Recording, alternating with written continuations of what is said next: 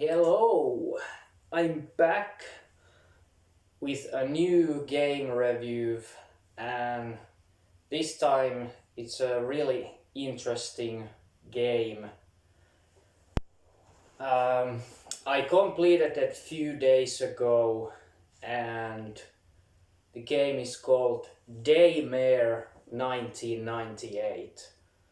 Uh, it's a very Resident Evil like game, especially like Resident Evil 2 and 3 remakes.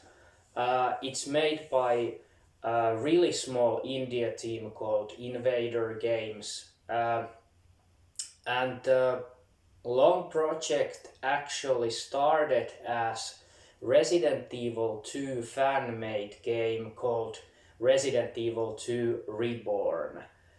Uh, I don't know how far they got with the project, but Capcom was informed of that, and Capcom actually contacted them uh, saying that they are actually now doing the official remake of Resident Evil 2. But then they were impressed by the project, and then Capcom asked Invader Games that would they want to make a new IP, uh, and Invader Games accepted. And long story short, uh, that game is Daymare 1998. It took several years to complete, but it was released in, I think, April this year. Yeah, I think it was at the end of April. Actually, I don't have the game anymore because I just figured out once I completed it, uh, there wasn't enough reason to go back and play it once more, because there are no new game plus or any other extras you unlock once you play through, but that doesn't mean it's not a great game or good game, because it's really good. uh, I don't really give a fuck about Metacritics. They dish the game. It's like 5 out of 10.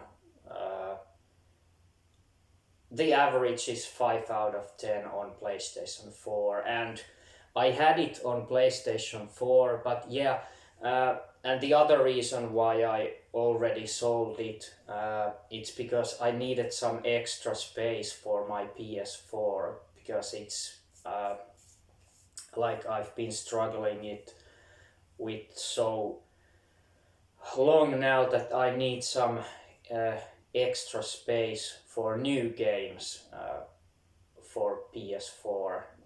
Well, until I get the PS5, but still don't know when I get it. I hope this year, not at launch. No, I don't think so, but I'm happy if I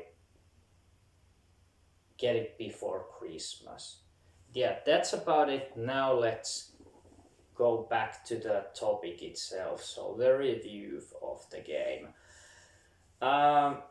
Like I said, it was very good game. I was surprised and impressed how good it was, considering how small team made it.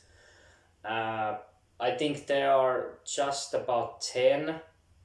There were 10 people working on it, and uh, one extra interesting voice actor they got to the project was now the late Paul Haddad, rest in peace, legend.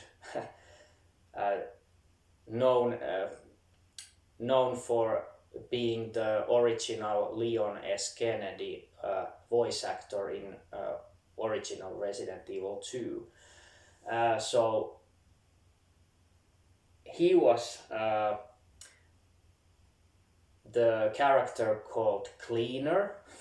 I really didn't get what was his role in the game, even once I completed it. But yeah, it was great that uh, they were able to get him to this kind of Resident Evil old school survival horror fan service game, if you can call it. Uh, yeah, and of course now about the game itself. The game was pretty long. It took me about 17 and a half hours to complete, and uh, I'm really kind of my I'm really slow at old school survival horror games or any other game, but especially old school horror. I tend to play them very slowly and throughoutly. Um, Graphics were made. Game engine was used. The game engine that was used on this game was Unreal Engine 4, and of course everyone knows that the engine itself is impressive, and it really packs some great lighting effects, and yeah, the game looked pretty good, but not in a quality as Resident Evil 2 and 3 remakes. They of course look much nicer, but it's also made by a much bigger Capcom's team than the 10 member Invader games. So yeah, the graphics were, let's say, they were pretty good. The sound department was made quite nicely. The music, the little music the game had was pretty good, but I would have hoped for more, background music. On many occasions, there were no background music at all, but the little music the game had was pretty good. So, and the action itself, like shooting, it was like I said, it's very similar to Resident Evil 2 and 3 remake. It's over the shoulder perspective, just like those games, and actually the shooting is really fun in Daymare, like in the remakes of Resident Evil 2 and 3, of course. But yeah, it's so similar. It's almost identical. The shooting mechanic itself, but there aren't many guns. There are basically just 3 weapons on Daymare, like a pistol, shotgun, and a magnum. So pretty much those are all the weapons you have, but they pack quite a punch. They have a good feedback, so it's fun to shoot the enemies. And speaking of enemies, there aren't many types of enemies uh, aside from the basics zombies. So I was a little bit disappointed. Of course, there are couple of boss enemy types, but yeah, pretty much there are just basic slow moving zombies. Then there are a kind of uh, more, like a skeleton type of zombie that runs faster and it's much tougher to kill. And those enemies, at the start of the game, those enemies gave me some challenge, I must say.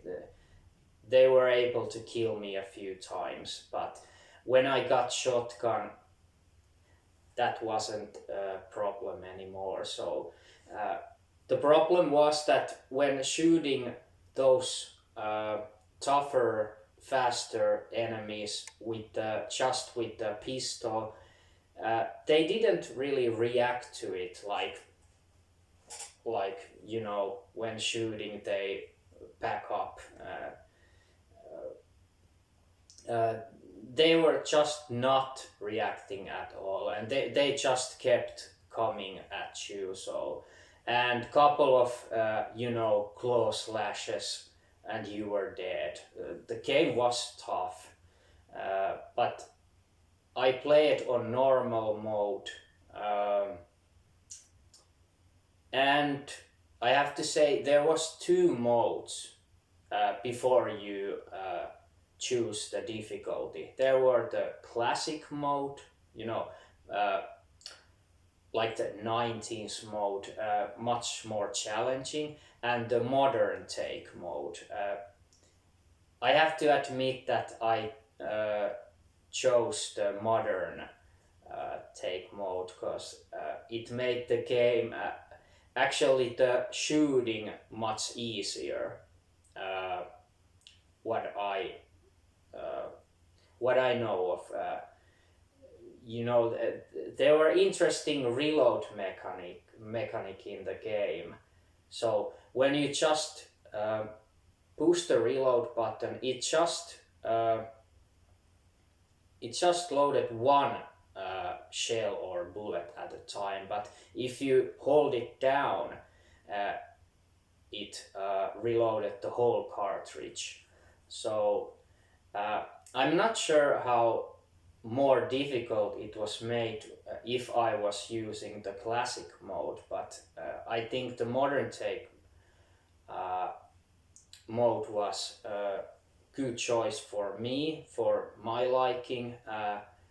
And yeah, like I said, I chose a normal difficulty. There was, I think, easy, normal, and hard. So I took the normal mode.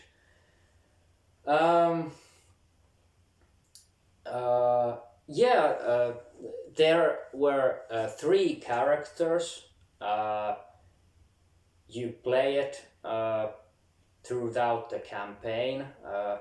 It was not like you choose at the beginning of the game which character you want to play. You play as all those three characters throughout the game, and they are all connected story-wise. And speaking of story, the story was actually, I was really surprised how good it was. I didn't. I have to say I didn't expect much from the story, but yeah, I was really impressed how detailed the story was, and in the end, I was just like, whoa, they really focused on storytelling on this. I would say even more than Resident Evil 2 and 3 remakes, but of course the original Resident Evil 2 and 3, they weren't so great story-wise in the beginning. So Daymare really focused on storytelling and they really nailed it. Good job, Invader Games, on that. On that. And what else? Damn, I forgot. What was I thinking?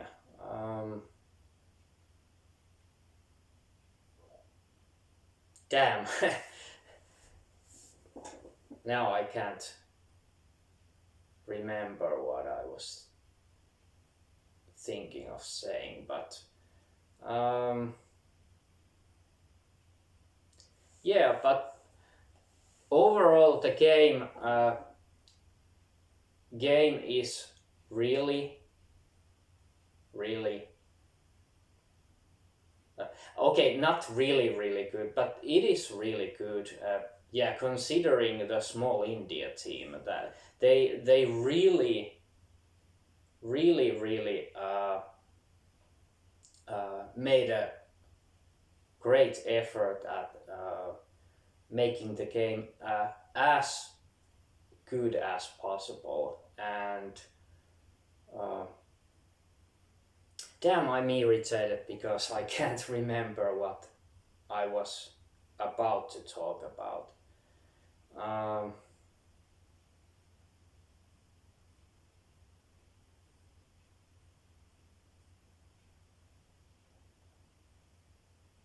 Maybe it was something about the story. Oh yeah, now I remember. Not about story, but yeah, there were so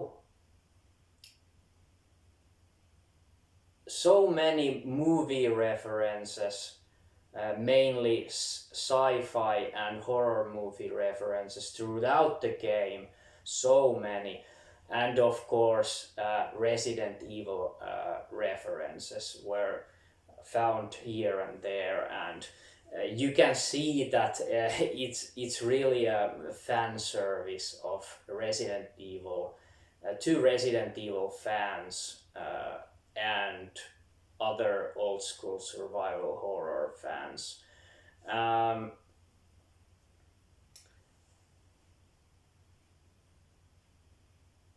and yeah, one very important thing, and what I like to also talk about are the environments. I think the highlight of this game was actually, I would say, the environments. They, they were really atmospheric and, kind of, realistic, very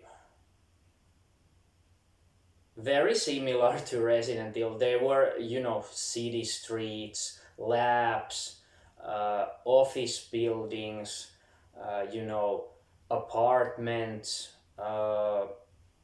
sewers, the basic Resident Evil familiar locations.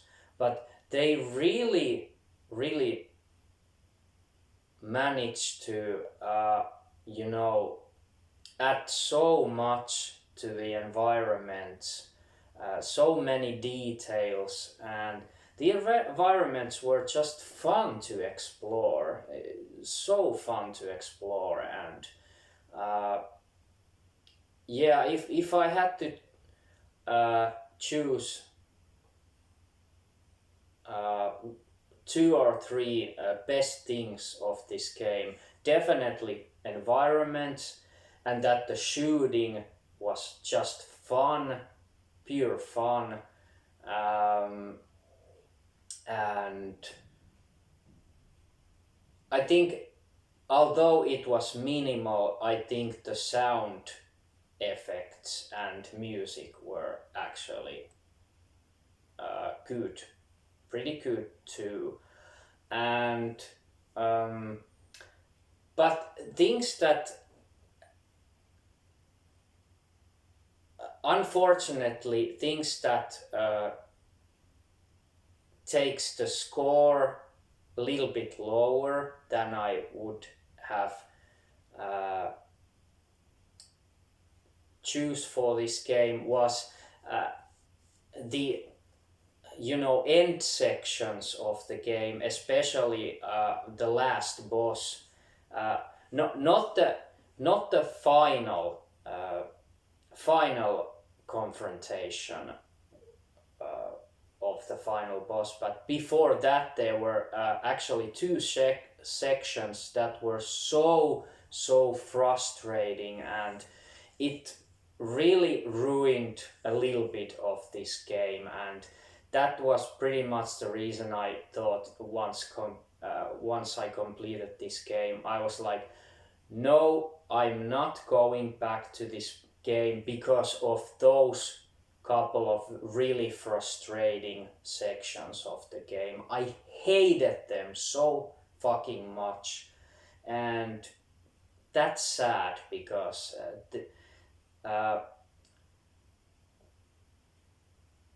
aside from those two sections that were so frustrating, there weren't any other frustrating sections of the game until that point at the end of the game. The game was really entertaining, fun, not frustrating at all. Of course, a little bit challenging, but that's always a good thing.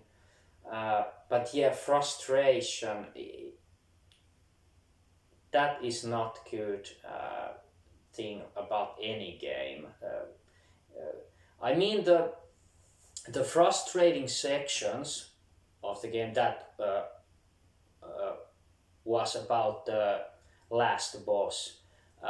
They had a great idea behind it, but the execution was just so bad and challenging in a wrong way, not in a right way. So if you know what I mean.